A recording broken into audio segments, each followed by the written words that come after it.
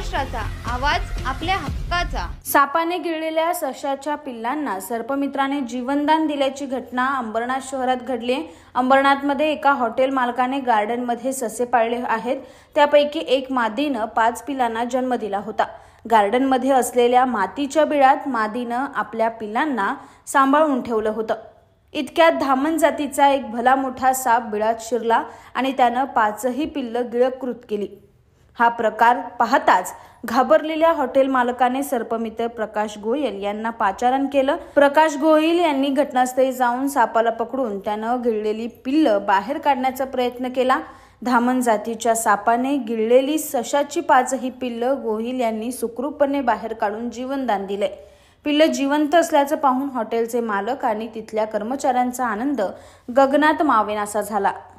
500 बच्चों को रेस्क्यू करके में जान है अभी। हाँ, सब में जान है और मुझे लगता है कि 100% ये बचेंगे।